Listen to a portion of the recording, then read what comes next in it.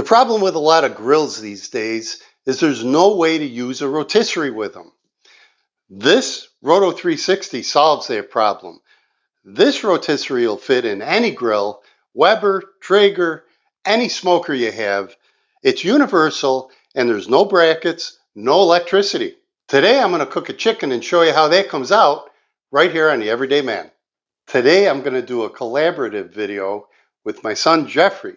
Jeffrey's got his own YouTube channel. It's called Jeff of All Trades, and he's going to help me cook these and walk through the process. And what we're going to do is we're going to take these chickens and we're going to do a side-by-side where one of them we're just going to clean it and put it on the grill, and the other one we're going to put in here and put it right next to it. There's a lot of things on Facebook, Instagram, places where you might find this Roto-Q 360, and there's a lot of open-ended questions for it. One of the main concerns that we have, as well as people online, is how long is this going to last? Now, if you don't know what the Roto-Q 360 is, it's an easy way to put a rotisserie into any grill as long as it fits the dimensions of the Roto-Q. We're going to test that as well. Today we're cooking on the Masterbuilt grill. You guys have seen it before on this channel. So we're going to see if it fits in that. We will leave the dimensions on the screen here so you can see if it'll fit your grill before buying something like this. But the biggest thing about it is inside of here is essentially a giant spring. So you use this device, put it on the end here, and you crank it up.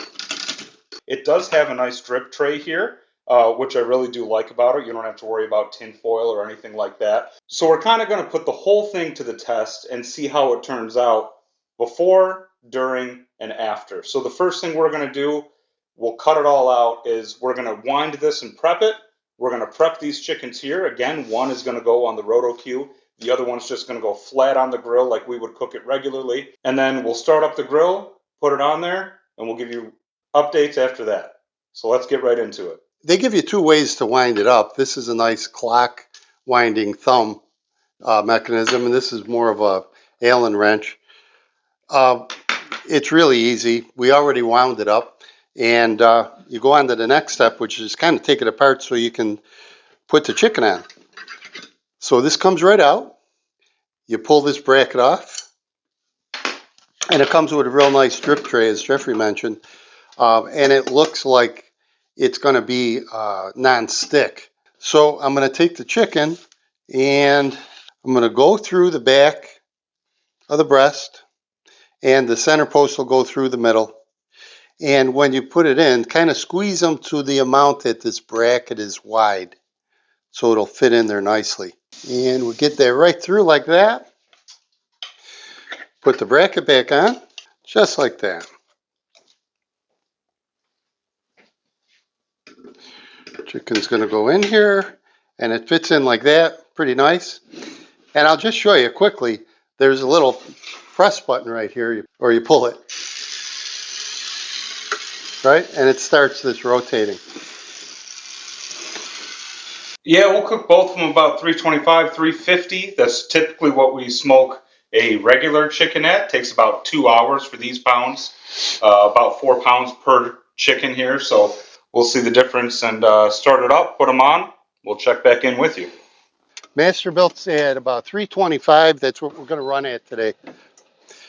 Jeffrey's going to put that chicken right on the grill. I'm going to put this one on. And let's see how that fits. All right, it fits perfect. One thing I did want to note is if we have to rewind this, then we're going to have to use this tool here, that Allen one that my dad told you about before. And all you're going to do is simply put it in here and then wind it up until it's fully wound, and then pull it out and you're good to go. You want to keep this out of the grill, and you want to keep that black one that we used before out of the grill because you don't want to be touching that. It's going to get extremely hot. So before we start, Dad, go ahead and pull that trigger there. It's winding. We're going to close it down and let you know if there's any updates. All right, we're about to do our hour check-in, but I do have some news for you. It stopped, so we're going to have to rewind this. Pull out that lever so it locks. but it seems like it did die after just an hour, which might be a con. Maybe if you keep an eye on it, it's not going to be that big of a deal for you.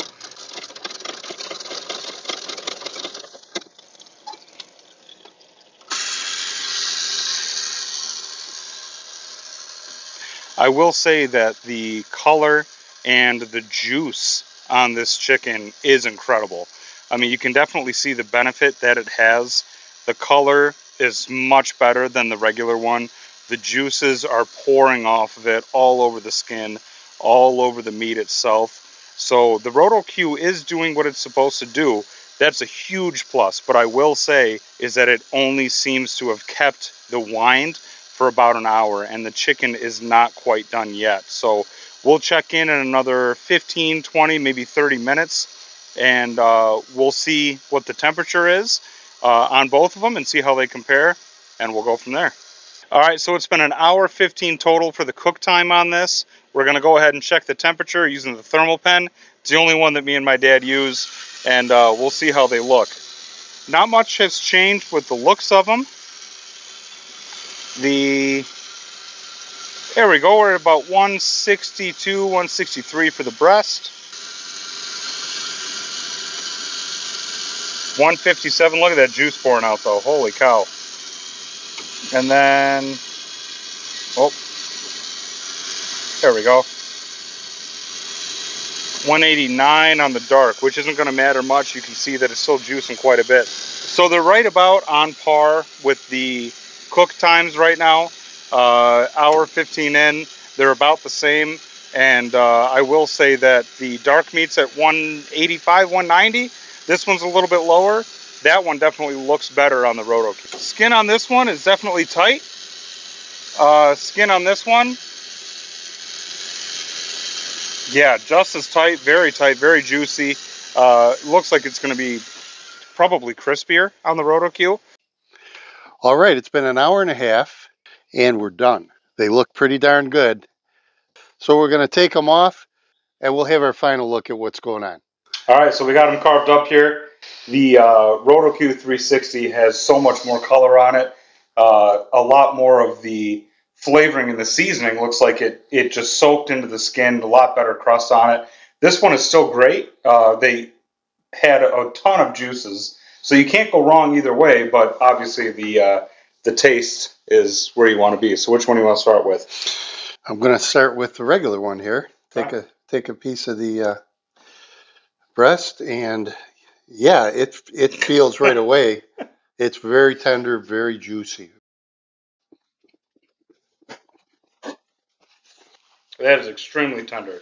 A little bit of what we did here again, 325 for about an hour and a half, hour 45 minutes. Yep. They were both done at the same time, so I don't think you buy a rotisserie to speed up the process, but you buy it for a different type of a cook. So sure. I wouldn't call that a knock for the Roto-Q, but they were both done the same exact time. So let's get abreast of the Roto-Q. Go ahead. All right. You can see it's very juicy.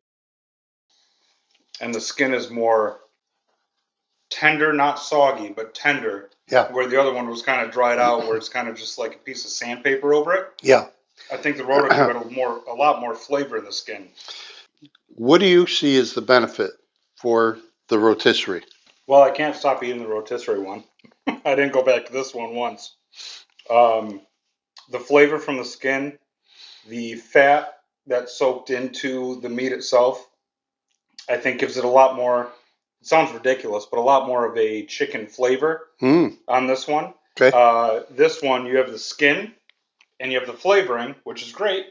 But if you get rid of the skin, right, like on this breast here, the skin pulls off. Maybe somebody doesn't want the skin. I feel like you're kind of missing out on the flavoring that you get from the rotisserie. So I will say that the flavor is definitely better on the rotisserie. Mm-hmm. So I think with the Roto-Q, it's nice if you have more than one grill, or if you want to buy one just to put on a grill that doesn't have the attachment, I would say it's definitely worth it. And there's other attachments that come with the Roto. They sell something that I want to try next.